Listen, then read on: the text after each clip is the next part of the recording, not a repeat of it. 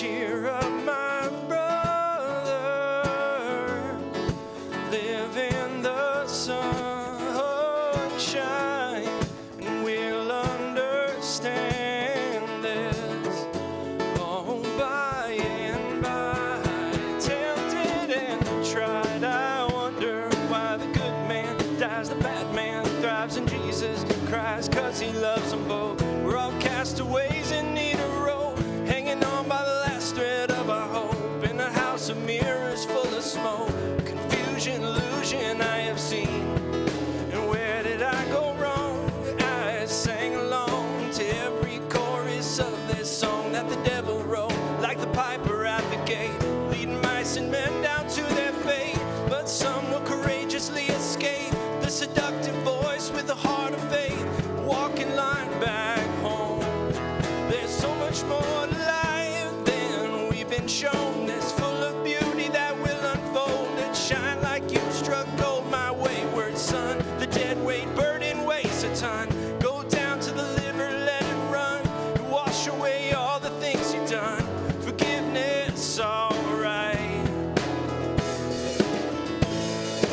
Farther along, well, know all about it. Farther along, well, understand why.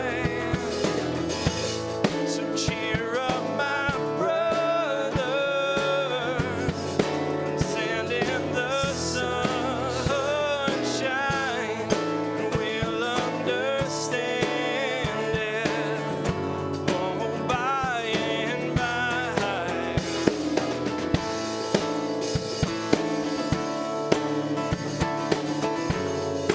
Yeah, la, la.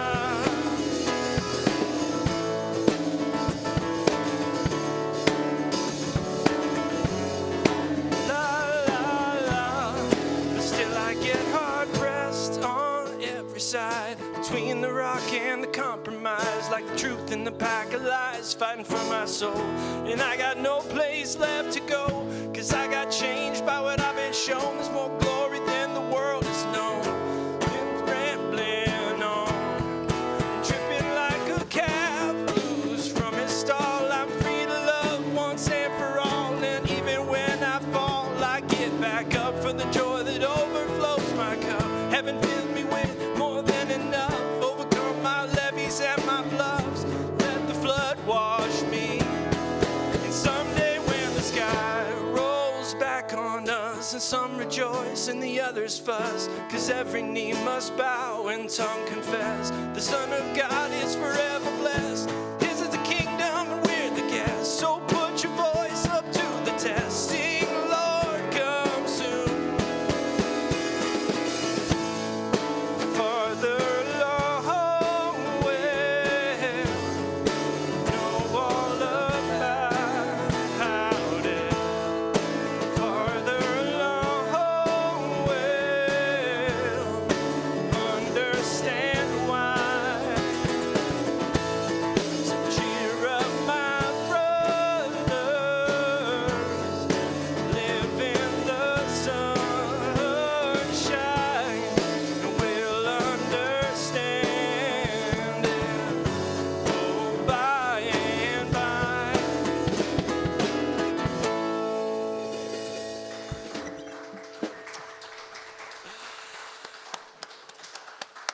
Some rejoice and the others fuss, 'cause every knee must bow and tongue confess, not God bless the USA, but God for the world, Christ for the world, Spirit for the world. Tonight, God, guns, and Christian nationalism. Welcome to Collective. We're really glad you're here. I'm Ben. I'll be your host for the service tonight in downtown DeLand. Welcome to our living room from anywhere in the world at wearecollectivechurch.com. Get connected, stay connected. We've got a great service tonight for you. Special double musical guest, our artist in residence, Fred Wilson's here. Also with us, Andrew Brooks. Let's give them a hand. That was beautiful. That's right. That's right. There are many of us in this room. We've done this tens, 20s, hundreds of times. There are people in this room who've never done this with us. Maybe they've never done anything like a church. So thank you for trusting us. It takes a lot of courage. We see that. We honor it. So thank you. Long time with us, first time here. You belong. You're safe. You're welcome. You're valued. You're equal. Your presence makes us who we are. So welcome.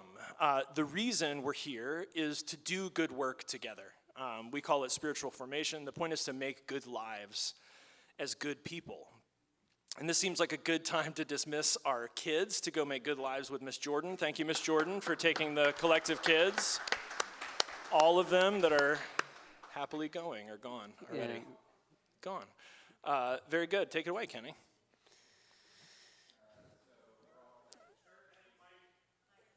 Mike. Somebody want to read the community statement while Kenny's getting the mic on? Yeah, thanks, Heather.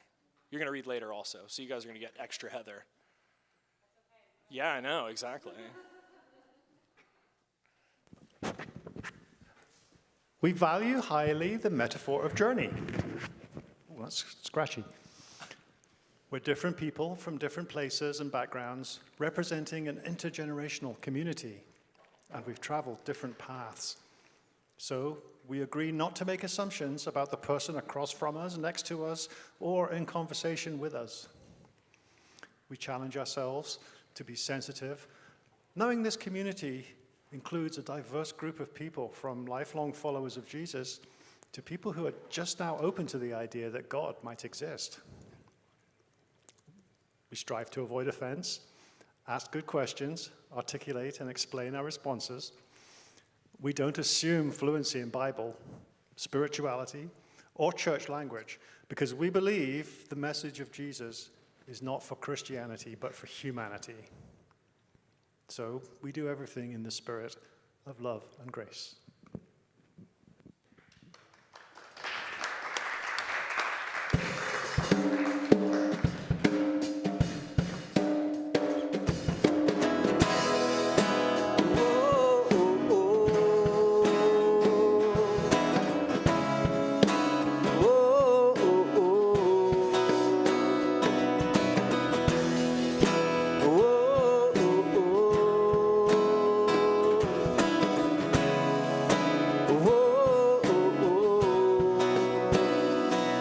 Travel different paths. We're beautiful people with messy pasts, so have no fear, no judgment here.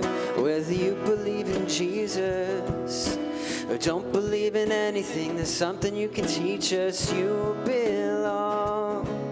No right, no wrong. Leaning into grace, help us make a place with an open table where no one's turned away. Well, love without why, and no one has to hide. Finding God in people, sharing hearts as equals, where you are held in light, and good news is on your side. Whoa.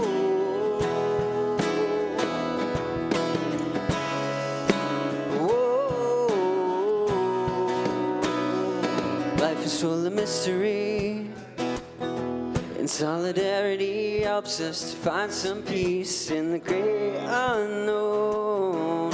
You don't have to be alone, no. Leaning into grace,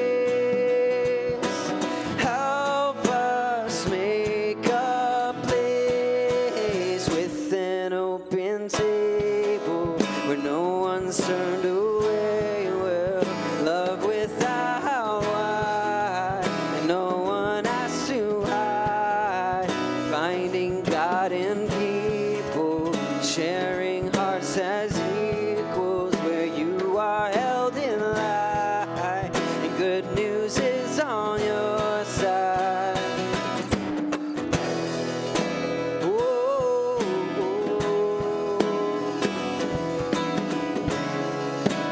Whoa.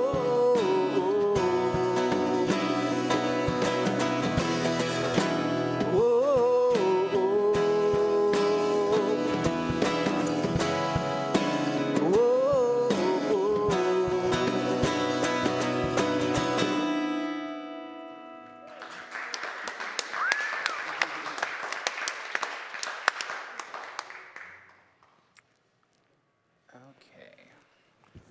my mic now? Can you hear me? Yeah! So that's how we show up. Now we got to get connecting, and it's hard to build a movement if you don't know who's in it. So we're going to talk to each other. If you're willing to share with someone next to you, quick answers, 3 minutes on the clock. I'll be online talking to the folks that are chatting on Facebook. You can give me a shout out and let me know that you're with us. You can send me answers to the question tonight, which is, how would you define Christian nationalism, and how do you feel about it? Pretty easy 3-minute conversation.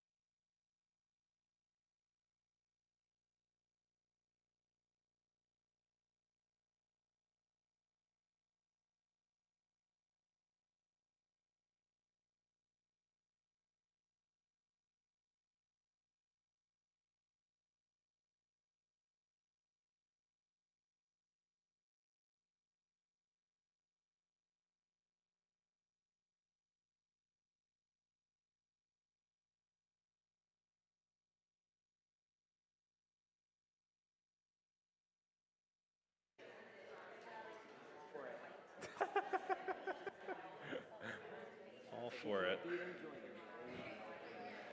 Yeah, What if and we that's why you can? do the work of justice. What if we can beat them? What if you can't beat them or join them? What happens then? You're eradicated. Yeah, I think you try to beat them somehow.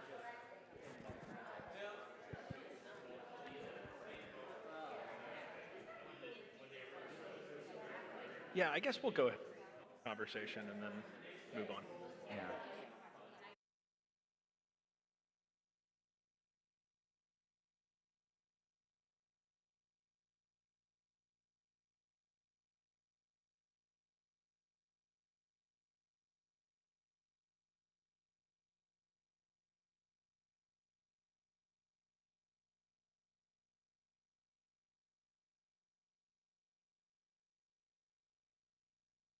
All right, guys, let's come back together. I'm going to ask you to hold your thoughts on this until we get a little bit more into the sermon proper.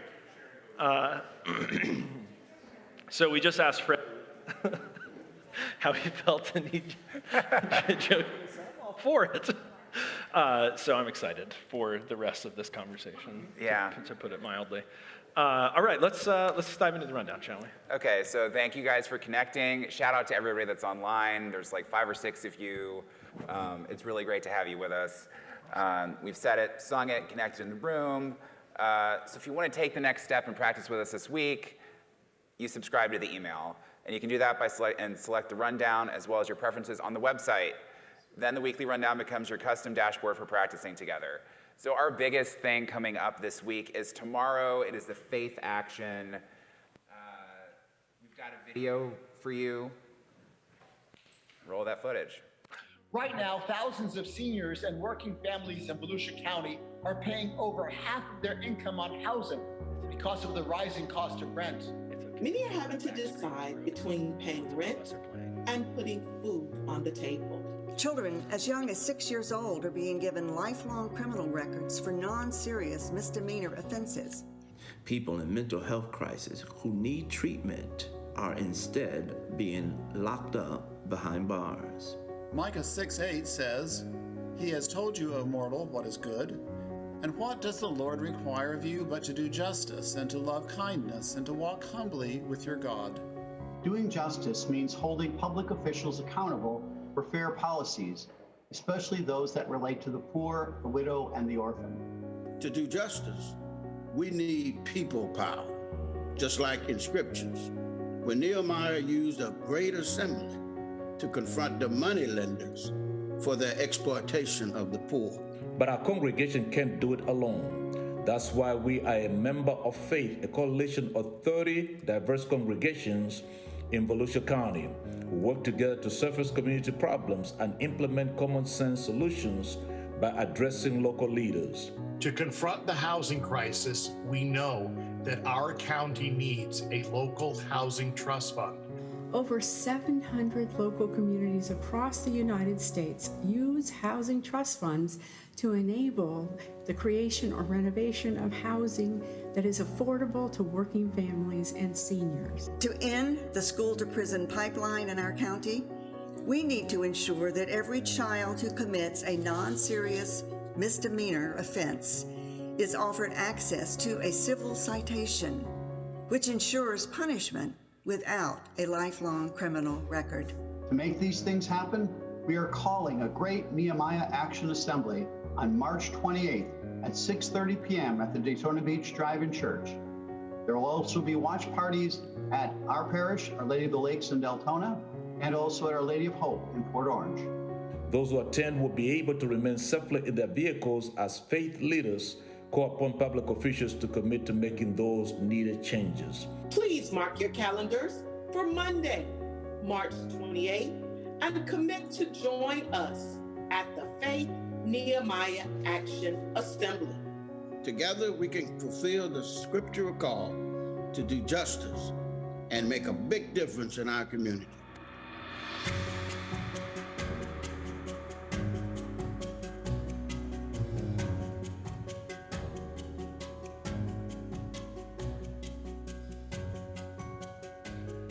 That seems like an overwhelming amount of information, both on the screen and in the video. But the good news is you guys have already signed up for the rundown, and that information has all been in the rundown so that you all know how to practice. Let me just summarize sort of what this is, and then you can jump in. If the idea of community organizing sounds overwhelming to you, if you don't have a religious background and so a Nehemiah Action Assembly doesn't make sense to you, this is what it is. As the people, we've listened to what the problems in the community are. We have people that represent us in local government. We have an opportunity to go to them and say, hey, we've listened to people, we've done research, this is what the people want. The Action Assembly is an opportunity for us to get commitments from our local representatives to take action on what we've in our listening and our research. So this is once a year. This is tomorrow night. And what the experience will be is not like in years past because of COVID. You'll go to the Daytona Christian Drive-In Church. You're going to pull your car in. It's not going to be an auditorium where you sit in seats like this. It'll be a drive-in church, so you'll stay in your own car. You'll tune to the right radio station. You'll hear everything that you're seeing. You'll basically park in like a fanned-out parking lot. You'll all be looking towards this big 2-story building. Freddie and I and a handful of people will be up there. So will all the representatives we've invited from the county. We'll ask them a series of yes or no questions about whether they understand the problems and their commitments to those problems. And then if they agree, all is hunky-dory. If they don't, then I'll be there in my collar, and I'm going to bring the pain. No, I get to negotiate tomorrow night. So I get to remind them that they represent the people. I get to remind them that we've listened, that we've researched, and that we're there tomorrow night for the opportunity to speak. And you might not have picked up on it in the video, but there are 2 types of power. There's money power. If you've got money power, see me after the service. But then for everybody else, there's people power. People power is where we get together as a group, and because we have numbers, we have a voice. And so the hope is, I'm asking you, I personally want you to be there because I have a vested interest. I'm going to be a part of the program. I'm going to negotiate on your behalf and behalf of our county. So I'd love for you to be there. I'd love for you to bring 3 people there. Because the numbers do matter. Having people show up helps show our representatives that we're serious about justice in our county. You want to add anything to that, Fred? I think you kind of summed it up pretty well. One of the things that is at stake this year, and to kind of illustrate how these action assemblies and what we do are effective. A number of years ago, we became aware of what's going on with our youth, being arrested for silly things like running into a neighbor's yard to get a soccer ball, and then they're arrested. That criminal record stays with them for their entire life. And we discovered that civil citations were an option for kids that commit non-serious misdemeanors, and we started having these action assemblies where we brought the police chiefs and all of those decision makers on stage, and we went from having 15% of eligible youth in our county receiving civil citations to now near 80%. So we've come a long way in the last 8 years. But what we found now is that even though the numbers are higher, there are still children that are plenty eligible, but they're not getting a civil citation because it's the officer's discretion many times, or different departments do it different ways. And some of the statistics that we found recently are pretty horrendous. In the city of Daytona Beach last year, a handful of juveniles that should have received civil citations were instead arrested. 100% of those arrested are black. So we're seeing some clear disparities when there's not a set policy and when there's discretion, and there's no clear set way of doing things. Oftentimes we have these awful disparities. So that's one of the things that we're going to be focusing on, asking the Daytona Beach Commission and Mayor, will you make this a policy that every child in the city gets a civil citation? So. Yeah, really glad you brought that up. I obviously tend to get myopic because I'm working on the affordable housing campaign. I'm negotiating. I'm doing all that. But yeah, you guys might not know, if you don't, we're affiliated with the United Methodist Church. One of our top priorities in the next 10 years is anti-racism. We are serving as a part of the anti-racism task force. When we talk about what it is we do practically to work on anti-racism, really right now, the work we're doing with Faith is it. And if you think affordable. Yeah, what's going on? Check 1, 2. Yeah. You guys, it's the cord. I don't know what you're worried about. Just chill. So yeah, two-prong approach. Who gets particularly more disadvantaged by affordable housing issues in the school-to-prison pipeline? Like Freddie just said, right? People of color. And low income, exactly. And who's low income? People of color. So we're not, and like when we say anti-racism, Joe and I were talking about this week. Well, I could really give a flip what your personal emotional feeling is about people of color. We're talking about changing systems that on paper disadvantage people of color. We're talking about data, we're talking about systemic issues, not your feelings. We think you should feel differently if you do, but come along with us because this is the work. And so yeah, tomorrow night, if there's any way you can be there, please be there. There's not going to be an online option because the fact is we need people to show up in person. So representatives take it seriously. They don't take it seriously if it's a like on Facebook or a view on I almost said Venmo, Zoom. Cool. Any questions about Faith? Any questions about tomorrow night, logistics? Any reason you think you might not be able to show up? Let us dispel that. Awesome. Cool. Thank you. See y'all there. How long is it? Great question. It should end at 8:20. We, with the exception of last year, almost always end on time. We had some things happen last year. We're getting used to being at the drive-in church, but if you go, we should be wrapping up around 8:20. Yeah, no, it sucks. It sucks. Justice costs. It does. It's inconvenient a lot of the time. I get it. I got kids. What are you doing on a Monday night anyway? Yeah. There's like 10 streaming services, and they're all doing pretty good.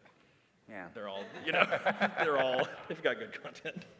Yeah, come out and do justice, right? Yeah. Like, live a story worth telling. Come help us out. It'd be really cool. All right, so later this coming week, we've got Art and Soul.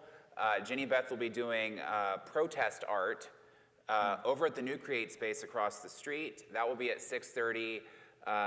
Links for that are on Facebook and in our link tree and in the rundown. So you have many options for reserving your spot to work on this coming Wednesday. And then sort of getting ahead of things, we have a Death Cafe coming up on Good Friday. And that will be at noon. Awesome. On April 15th. We're announcing this now a little bit ahead of time so that you can maybe get the time figured out, because again, it's a working day in the middle of the day. Pack your lunch, make your plan. Yeah, so we can eat together and talk about death. Yeah. Yeah. It helps, surprisingly. Yeah. And we have, of course, with Collective Kids back on track, we've got snack time going. Yes. If you can provide snacks for the kids, that would be wonderful. Jess, what did you guys show up with today? We got Oreos and animal crackers. Yeah, come on, somebody outdo Jess next week. We got Oreos and animal crackers. Oh. Come on. Do we see something dipped? Do we have any sort of a candy? Okay, see, it's coming. All right. Bring it on in, people. And I believe we also have, Steve, would you like to come up and talk about that Florida Peace and Justice Alliance event that you shared with us? Are you able to do that? Or is that something more we want to send out in the rundown? We'll connect with you and we'll send it out in the rundown. It was another opportunity to do a justice initiative. Kenny and I didn't catch up on it, so we were going to see if you wanted to share.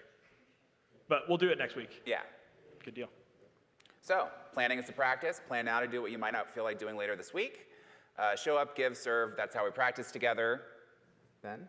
Cool. Silence? Yeah, let's sit silently. Thanks, Fred. Appreciate it. How about a hand for Fred? Yeah, this is one of the more stressful weeks of the year for him, and he's here, which is we appreciate your loyalty, man. It's really, yeah. All right, in a minute I'm going to sound this singing bowl, and I'm going to ask you to join us for a few minutes, just gently returning to your attention, your true self, to God. That might feel like a center of gravity, a core. It might feel like the piece of emptiness. Either way, sink into that. Breathe and listen as if your senses are searching for something open to surprise. Your mind will wander, we know it. We're people, we're stressed, we have stuff coming tomorrow, we had stuff happen to us this week. Your mind will wander. Be gentle. Just come back to your breath without judgment. Just notice. Take a step back, notice. Gently, gently, gently to your breath. Use the drone footage as best helps you to survey your inner landscape. May the silence allow us to contemplate what we want this ritual to accomplish for us. Humility, spiritual rebirth, strength for what lies ahead.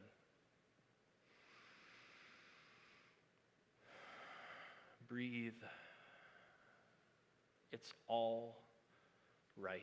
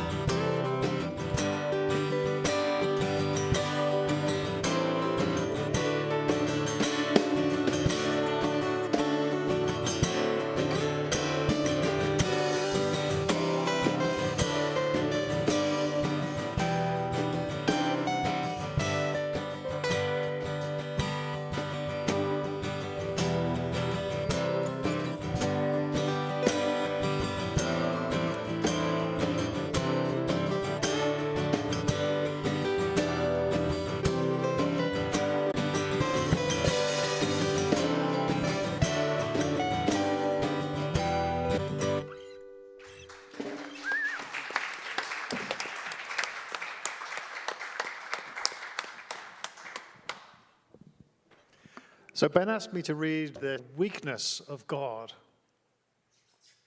of forgiveness, not retaliation, of peace, not war, of preferring the poor, not the wealthy, of lambs among wolves, etc. But if Jesus, then also God. That is the Christian premise. Weakness all the way down to the root, radically.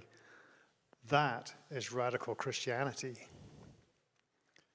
If Jesus is the icon, then the mark of God is not omnipotence, not triumphant power, but persecution. Not retaliation, but forgiveness. The kingdom is about the weak force of forgiveness, about the powerless power of non-violence, about living like the lilies of the field. It is a force, a true force, but it is weak or non-violent force. It is a power, a true power, but a powerless power. Not power as the world knows power, not retaliatory power in this life or the next.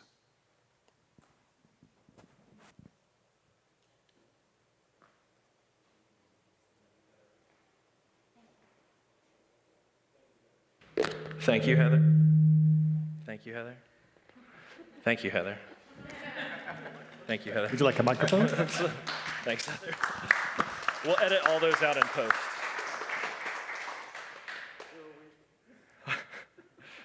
All right.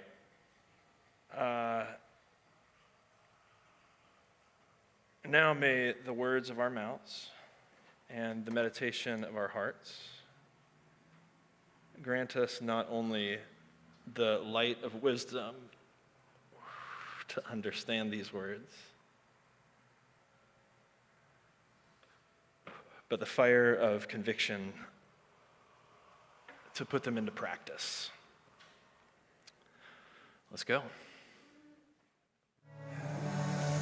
What would Jesus think of God, guns, and Christian nationalism? If you grew up like me, you were taught that we live in a Christian nation, and you weren't given any reason to question that. It made sense. Until it didn't. As hypocrisy among Christian leaders and religious political leaders was increasingly exposed, gun violence and Christian faith became more enmeshed in our country. And listen, if you happen to love God, guns, and this country, that's cool. My grandfather was a veteran. I like to shoot. I was almost a chaplain in the Marine Corps just out of seminary. However, the toxic combination of these three things implies that God is cool with gun violence and favors our country.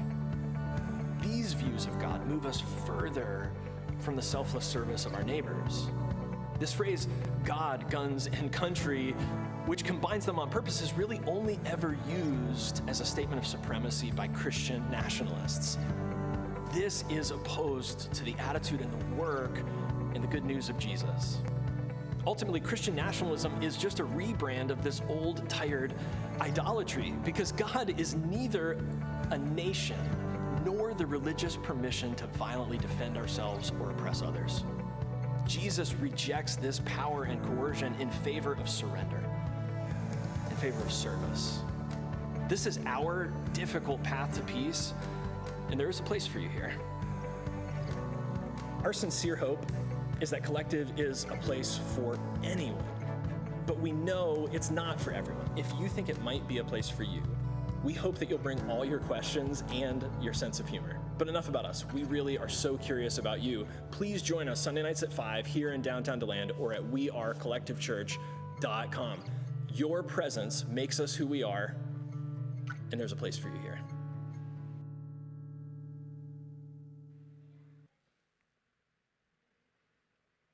All right, bear with me. I'm going to read from the Bible, and it's a little crazy, but we're going to talk about it in a second. All right, about noon the following day. So, I'm not going to give you the backstory because I'll say in a second. About noon the following day, as they were on their journey and approaching the city, Peter went up on the roof to pray. He became hungry and wanted something to eat. We've all been there. And when the meal was being prepared, he fell into a trance. Also been there. He saw heaven open and something like a large sheet being let down to earth by its four corners. It contained all kinds of four-footed animals as well as reptiles and birds. Then a voice told him, "Get up, Peter, kill and eat." "Surely not, Lord," Peter replied. "I've never eaten anything impure or unclean." The voice spoke to him a second time. "Do not call anything impure that God has made clean." This happened 3 times, and immediately the sheet was taken back to heaven. Peter doesn't get it at first. While Peter was wondering about the meaning of the vision, the men sent by Cornelius, I'll get there in a second, found out where Simon's house was, and they stopped at the gate. They called out, asking if Simon, who's known as Peter, was staying there. While Peter was still thinking about the vision, remember the sheet and the animals? The Spirit said to him, Simon, 3 men are looking for you, so get up and go downstairs. Do not hesitate to go with them, for I have sent them. This feels more like magic than like modern religion. That's cool. Hang with me. Peter went down and said to the men, I am the one you're looking for. Why have you come? The men replied, we've come from Cornelius the centurion. He's a righteous, God-fearing man who is rejected by all the Jewish people. A holy angel told him to ask you to come to his house so that he could hear what you have to say. Then Peter invited the men into his house to be guests. The next day, Peter started out with them, and some of the believers from Joppa went along. The following day, he arrived in Caesarea. Cornelius was expecting them, and he called together his relatives and close friends. As Peter entered the house, Cornelius met him and fell at his feet in reverence. But Peter made him get up. Stand up, he said. I'm only a man myself. Humility. Genuine humility there, right? Just a man. While talking with them, Peter went inside and found a large gathering of people, so he's got a captive audience. He said to them, you are well aware that it is against our law for a Jew to associate or visit a Gentile. But God has shown me that I should not call anyone impure or unclean. So when I was sent for, I came without raising any objection. May I ask why you sent for me? Cornelius answered, 3 days ago, I was in my house praying at this hour. At 3 p.m, suddenly a man in shining clothes stood before me and said, Cornelius, God has heard your prayer and remembered your gifts to the poor. Send to Joppa for Simon, who's called Peter. He's a guest in the home of Simon the tanner, who lives by the sea. Random details. So I sent for you immediately, and it was good of you to come. Now we're all here in the presence of God to listen to everything the Lord has commanded you to tell us. This is what Peter tells them. They finally all got in the same place. They want to hear what Peter has to say. He's finally there, his turn to talk. Then Peter began to speak. I now realize how true it is that God does not show favoritism, but accepts from every nation the one who fears him and who does what is right. You know the message of God sent to the people of Israel, announcing the good news of peace through Jesus Christ, who is Lord of all. A lot of text, I know. We don't usually do the Bible that much around here, but I promise it'll pay off. 2 weeks ago, I had to lead the invocation for the, whatever it's called, the Bike Fest. It was Bike Week in Daytona or whatever, so we had 5,000 bikers come into town, and I had to do the invocation. So, and the kids have come with me a bunch of times to do it, and like they used to think it was really cool. Huck was into motorcycles. Now they're like, whatever, go do your job. So they stayed at the house with my parents, and I come back, and June was like, she's like, how was your prayer? How was the motorcycle thing? And I was like, it was good. It was really crowded this year. They had bumped the timing back, so there's like a few hundred people there. And she's like, how was it, Daddy? And I was like, it was really good. And she goes, oh, say Christ the Lord. And I was like, that's such a perfect, that's her sense, is they're together, right? She's singing the national anthem with Christ the Lord. That's the country that she grew up in. Kenny sent me this a few weeks ago. I think we have it on a slide, right? God's guns and babies. Jesus, guns and babies. She's the one that we have been waiting for, if you're wondering. Kenny, tell us what this is. Okay, so the woman standing in front of that bus is Candace Taylor. She's trying to become the Republican nominee for governor of Georgia. And that photo went viral on social media like last month and has elevated her presence, even though she's not actually doing that well in the campaign from what I've seen. Wajahat Ali wrote an opinion piece for the Daily Beast that emphasizes the danger of mocking this stuff, though, because as ridiculous as this appears, this is definitely a more and more dominant element of many conservative circles.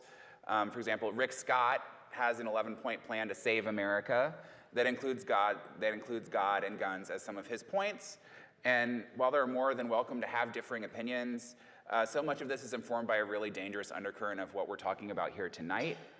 Yeah, absolutely. Yeah, as we well, and I think I hadn't thought about that, but the point that like even when we engage this stuff, like ironically, we make fun of it, we can almost miss the fact that it's happening. You know, that it's proliferating. It's not going away. It's becoming more and more prevalent. And as we get ready for another election, where many people, if you haven't tuned into the news, many people are openly trying to subvert the vote for other people. Who do you think are the people who are most disadvantaged by this organized white Christian nationalism that seeks to control governmental power? Minorities, yeah. Minorities, poor people, people of color, people without power. And that's why they don't want people with a different vision to have the power to vote, right? This is back to Black Lives Matter, back to anti-racism.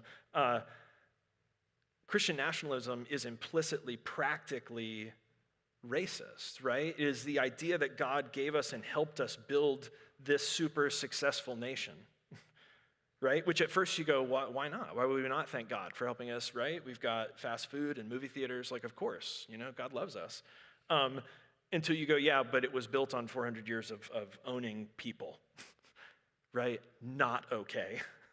And the idea that God gave us this nation through that kind of atrocity, if it's not offensive, I don't know that you understand it. But I feel like it's really obvious that that's the story that white slaveholders who founded our nation told, right? How else could they justify the way they treated other human beings other than to believe this fairy tale that God intended it? That God favored this nation over other people, that God favored white people in this nation at the expense of Native American people, of black people. So to the point of the video, we could sermon each one of these things, right? God, guns, nationalism, pepper and white supremacy, right? But it's really the combination. Like I said, it's a combination that's the problem. And I think when we find ourselves, if you find yourselves in conversations, and I would imagine, just lob out a guess for many of you, maybe it's your family, when you find yourselves in conversations where these things happen to overlap, and it's not always all three, but sometimes it's a couple, I think you always have to begin by trying to pull these things apart, right? So you can ask the question, what is it that we're really talking about? Because very quickly, the combination, it's hard to tell. What is it that we're talking about? And the question behind that, what are the assumptions that we're making about the connections between these things, between God and guns, between guns and nationalism, between God and nationalism? What are the assumptions we're making? And ultimately behind that, who do those assumptions serve? Because most of the time, what you'll find is those assumptions serve people who already have power, who already have money, or are white, or all three. And then the next question, not who do the assumptions serve, but who do they hurt? Who do those assumptions harm? And then you move beyond assumptions and go, okay, those assumptions have become policy, so we need to change them. The bottom line is God is neither for gun violence nor for a particular nation. That's the sermon, that's the theology, that's the summary. There's no way that you're going to bend the Bible or the Christian tradition to convince me that God is for gun violence. You can't do it. And in the same way, you're not going to ever convince me that God is for a particular nation. And I mean that even in the grand picture of the biblical narrative. I even mean Israel, right? I think the story of Christianity is that you start out with this tribal understanding of the world in which God does favor Israel because that's the only way people can understand the world. But in the message of Jesus is the vision of a world that's beyond tribalism, which means beyond nationalism. So how are these things connected? The right to gun violence, and I say it that way intentionally because that's a right in our country, not a right to bear arms. The right to gun violence is a right bestowed not by God, but by our nation. Our nation is very sick. Again, if you don't understand that, you might not understand. The right to gun violence is currently a right bestowed by our nation. That especially white people have. It's not a right everybody has, but especially white people have it.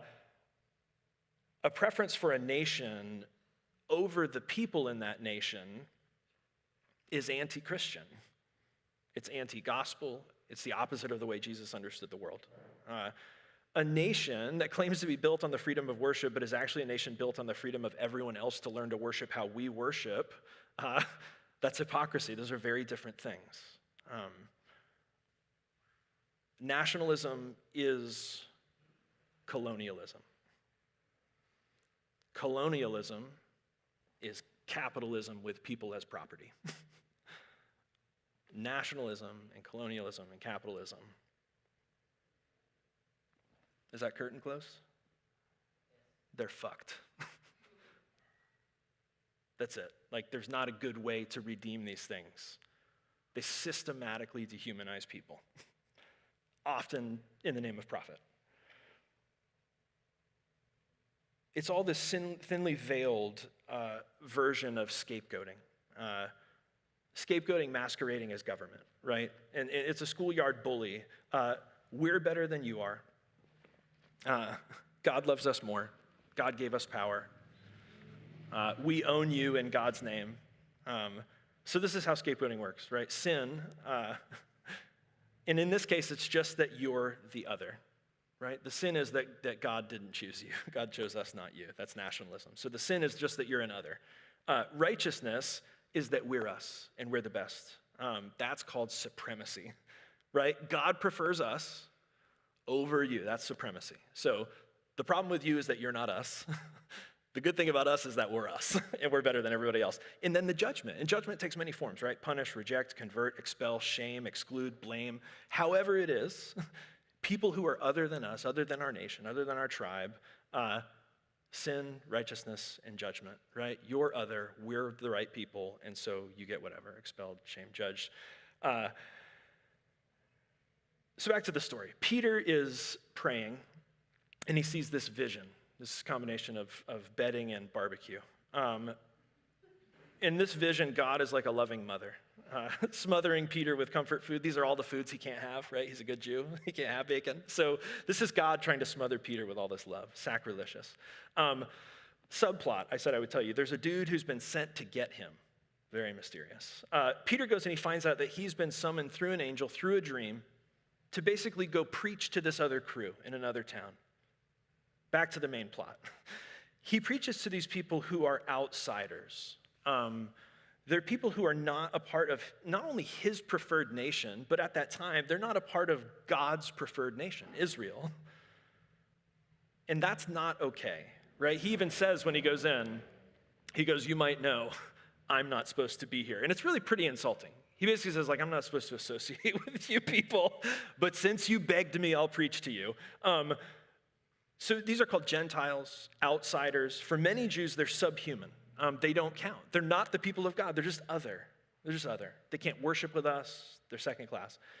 But Peter has this acid dream, right, with bedding and barbecue, and he realizes, just like his religion has said his whole life, some food is bad, some food is unclean. But Peter has this vision, and God says, eat it. And Peter keeps saying, no.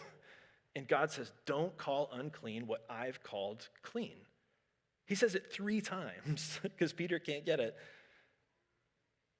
Just like his religion with this food, he's had the same realization about these people who are other, the Gentiles, the people who've asked him to come talk to him. So with nationalism, we think some people are other, are less than, are different. And Peter goes, there is no unclean. God shows no favoritism. I now realize how true it is that God does not show favoritism, but accepts from every nation the one who fears him, which is more like reverence, really the one who knows him, the one who fears him and does what is right. You know the message God sent to the people of Israel, announcing the good news of peace through Jesus Christ, who is Lord of all. So there's what time is it? Perfect. There's the sermon, right? And you guys know the sermon. It was already summarized in the video. Nationalism, especially the idea of Christian nationalism, white supremacist Christian nationalism, God, guns, and all the combination of these things. It's antithetical to who we are and what we're trying to practice. And maybe more importantly, it's just not sustainable. It's not sustainable. It's not a sustainable project for a nation. It's not a sustainable project for an economy. It's just not. We have to find a way to humanize and stop the tribal, these tribal divisions. So there's that. We've got to stop that nationalism. I think this is in some sense preaching to the choir, right? You're here, so you're probably not like, sweet, God, guns, and Christian nationalism. The self-reflective piece, right? Because it's easy for us also to just engage in the opposite form of scapegoating, right? Where the sin is that people are conservative and they're Christian nationalists. And we're righteous because we've got it figured out. We're not Christian nationalists. And so then we judge them, right? We don't have relationships with them, right? We say our family is stupid, whatever. We can do the scapegoating thing the opposite way. I want to ask you instead to do this, right? And I'm sure you've got righteous indignation. I'm sure you're angry about Christian nationalism. I am too. It's disgusting. I don't think this week, and I'll try, I don't think this week any one of us on our own is going to make a huge dent in addressing Christian nationalism. If we find a way to do it, we'll bring it to you, right? Freddie and I are on it. We'll find a way. In the meantime, take some of these practices, take them home, and do some of this work in yourself. And here's where I think you got to go. Start with a celebration, and this is the celebration. What or whom did you once call unclean? That's a fun one, right? Because we've all been there. We all came from somewhere. I have a lot of stuff in my past I'm ashamed of. I was a bully. I judged gay people. Who did you once call unclean that you now know has been clean all along? God, I judged liberal Christians. You remember that, Brooks, in college? Whoo, people were sliding. They were backsliding. They're going to hell. They didn't believe the right things. Takes so many forms. Who did you once call unclean that you now know has been clean all along? Anybody got one they want to share? I know, it's embarrassing, but it's good work. Take it home. Here's a fun question. Bill. There was a guy at my Yeah, hold on, Bill. Hold on. Oh, there's one. You got it. Mary, you work the south side, and Joe will work the north side. Heather will work the north side. All right, who or what did you once call unclean? There was a guy at my good friend's wedding. He was taking up the whole dance floor the whole time, and he had this phony smile on his face, like this, and he had a horrible wig, and he was just showing off with his dancing, and it was annoying me the whole night. So my buddy comes over to me and says, my best man, who was his brother, is drunk in the bathroom stall. I need to hold him up until he goes and gets the car. So I'm holding up this 250-pound, 5'6" guy, and in walks this skinny guy who was taking up the dance floor, and he says, can I help you? And he gets in the stall with me to help me hold up this heavy drunk guy, and then he says, you think we should pray over him? I wanted to crawl in the toilet. I was judging this guy the whole time. Yeah. And it turns out the reason why he had the phony smile was because he was in a horrible accident, and whenever he had smiled because of his plastic surgery, it was overemphasized. Yeah. That's why he had the wig. Wow. And it taught me a lot. Yeah, twist. Absolutely. Absolutely. Thanks, Bill. What's in the sheet for you tonight? What's in the sheet? What are the things that you have? Yeah, that barbecue? Yeah, right? Maybe some of us have been on a diet a little too long, and tonight is the opportunity to have a cheat day. Yeah, what's in your sheet tonight? What are the things that you're sort of like keeping yourself from out of a sense of obligation? It might not be religious. Maybe you don't do something because your family told you not to, and it's, you've been out of your house for 10 years and just never questioned it. You're like, oh, I still don't do that. What's in that sheet? Things that you have withheld that are maybe okay. Things that you used to judge that are maybe not what you thought they were. Experiences, people, any of that stuff. So who are the Gentiles? This is the tough one, right? Who are the people, not just that are, and the easy thing is like, who are the outsiders, right? So who are the people that are, whatever, unclean, they're outsider, they're other to us. So yeah, Dan, you got it. Who are our Gentiles? Well, I think I've told this before, but I was angry for the first 40 years of my life. And I would get angry very easily, and I would judge people automatically because I was gay and people mistreated me. And so I was angry all the time. And I learned the hard way that people are more than their opinion of you. And that I have to not judge them based on that. Because my parents taught me to be a Christian, I felt guilty over being angry, but I had every right to be angry. Yeah. I just didn't have the right to judge those people. Awesome, thank you.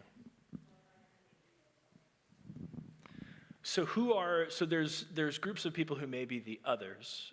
They may be people who are whatever, outside our tribe. They're other to us. And like I said, for us, that may be people who are Christian nationalists, people who are white supremacists. So they're the other to us. So there's that sense of who are the Gentiles.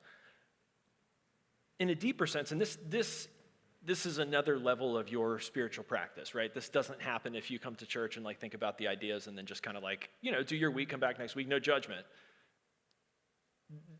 This would require a deeper reflection. In the story, the people have been prepared somehow, mystically. They've been prepared to hear good news. And there's a sense of an openness from a group of people, and there's a sense of calling and intention from Peter. And so the next level of reflection I would ask you to engage in this week is not just who's the other, right? Okay, who's the other? We can look at our lives and go, yeah, we still, as much as we want to be inclusive, we're still binary. There's some others, whatever. The next level is who are the people who may be prepared to hear something? They may need to hear something. Maybe people that haven't been connected with. Who are the people who may be prepared to hear something from you? And then who are the people that you might feel drawn to? And then the last question, which I think is great, right? This is an experience of transformation for Peter. His sermon to this group of people is the opposite of his upbringing and his religion. It's the opposite.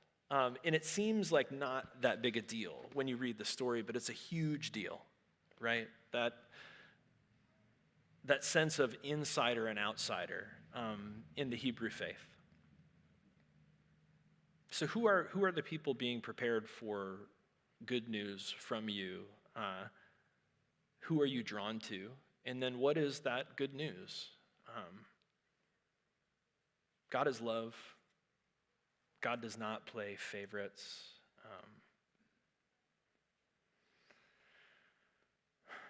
Nationalism can't be Christian, right? You can't put the word Christian on nationalism as a modifier. They're antithetical. Nationalism can't be Christian. Gun violence can't be Christian. Any kind of supremacy can't be Christian.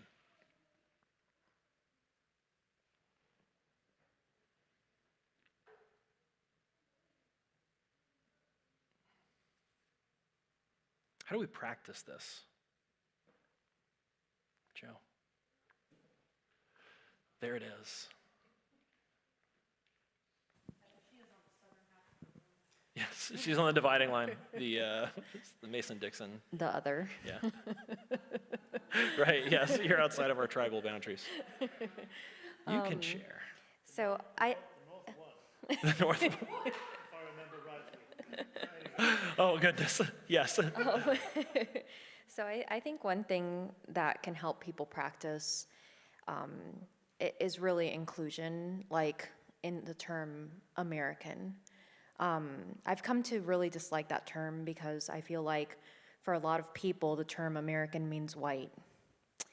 And I have a big problem with that. Yeah. And I feel like we should kind of practice looking at someone that looks different than you and realizing that person's an American also.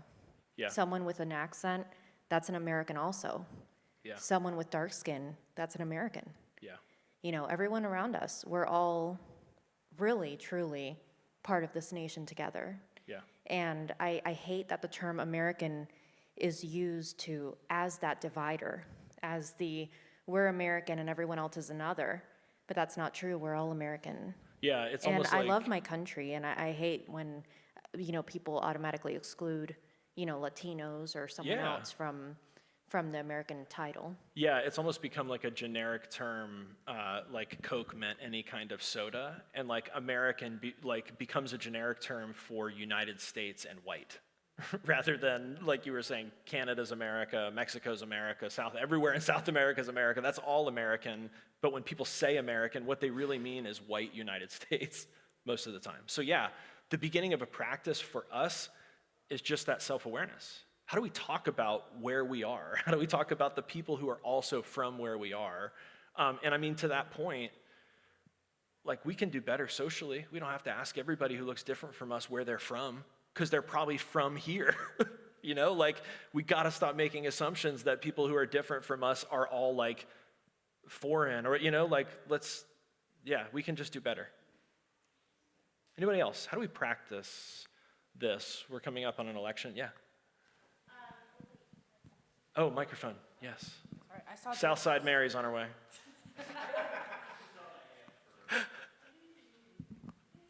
Well, we were actually talking about this on the drive up here about unconscious bias and just what you were saying, like when you see somebody who looks different than you don't have to ask where they're from, but when you have the thought in your head, I wonder where they're from, how you can do better is pay attention to that thought and go, why did I even think that? We have this unconscious bias when we see people who are different than us or who are acting different from us.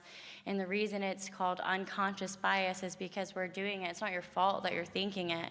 Just because you thought that or you felt that, you don't have to identify with it. Yeah. But take note of it and realize, hey, I had this thought and I don't agree with that thought. Yeah. And make sure that you are trying to be better, not just with your actions and with your, oh, I don't have to say that, but when you notice those thoughts come up, to catch them and ask yourself, why did I think that? Because our unconscious bias is natural. We all have it, but what we can do better is pay attention to it, because nobody else can be in your head.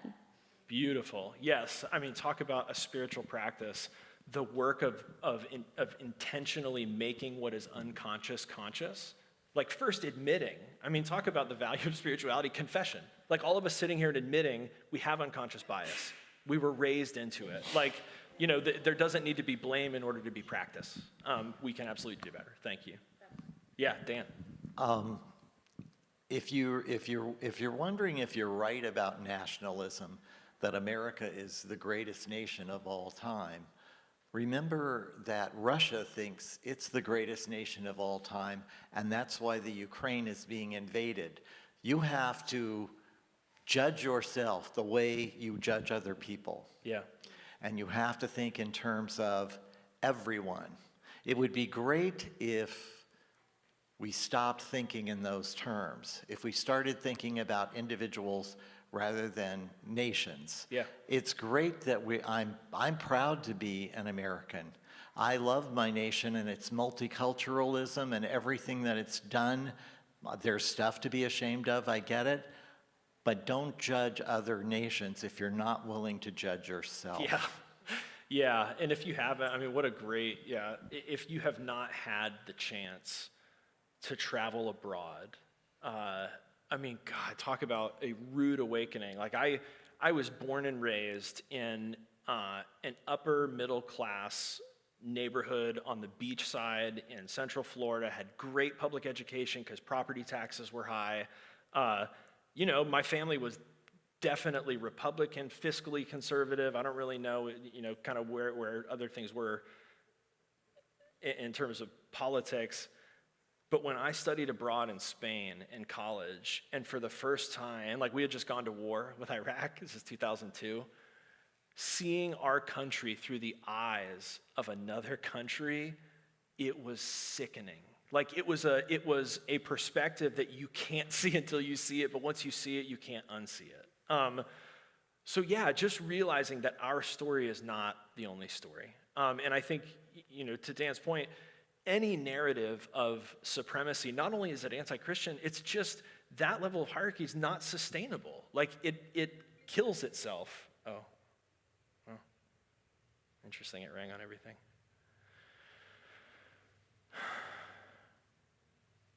All right, the last practice I'm going to give you guys is actually this closing song. It's gorgeous. It's an earworm. And so the closing practice will be like me, you're going to be singing it to yourself all week, and I think that'll be a really good thing.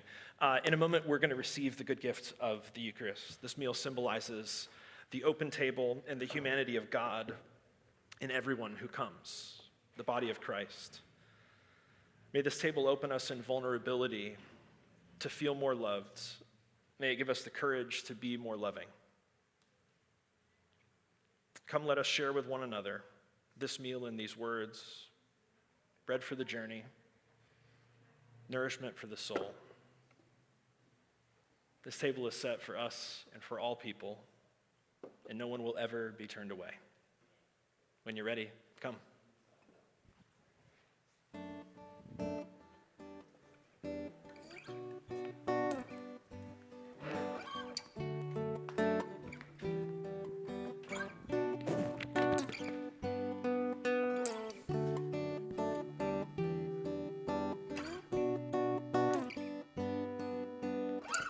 When I look into the face of my enemy, I see my brother, I see my brother.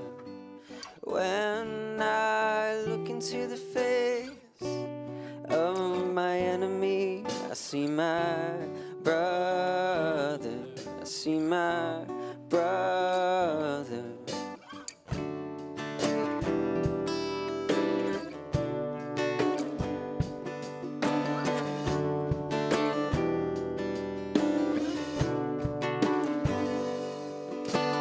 When I look into the face of my enemy, I see my brother, I see my brother. When I look into the face of my enemy, I see my brother, I see my brother. Forgiveness is the garment of our courage, a power to make the peace we long to know. Open up our eyes to see the wounds that bind all of humankind.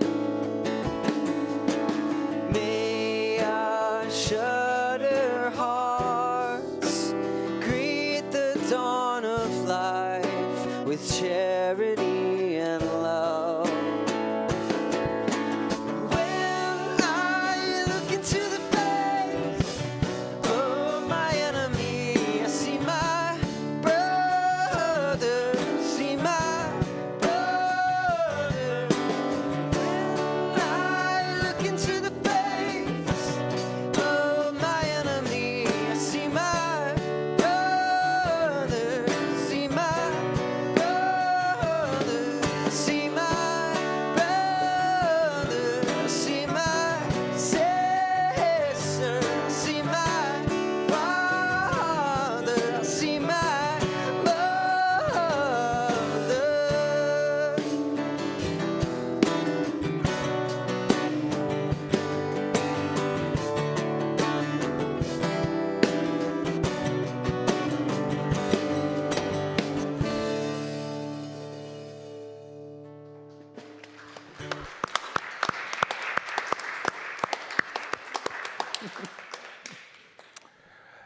Thank you all so much for joining us in person and online tonight. And thank you again for making financial support a part of your practice by visiting collectivegives.com. You can make your plan to stay connected with us by visiting wearecollectivechurch.com, and you can update your preferences to customize your engagement. If you're willing to share what you've found here and make it easier for others to find it also, you can give us a review on Facebook or Google, or share the videos that Ben has made. For benediction this evening, a powerful endorsement of the organization Christians Against Christian Nationalism by the Most Reverend Michael B. Curry, the presiding bishop of the Episcopal Church. As followers of Jesus, his command to love our neighbors means neighbors of every type, of every faith, not just our own.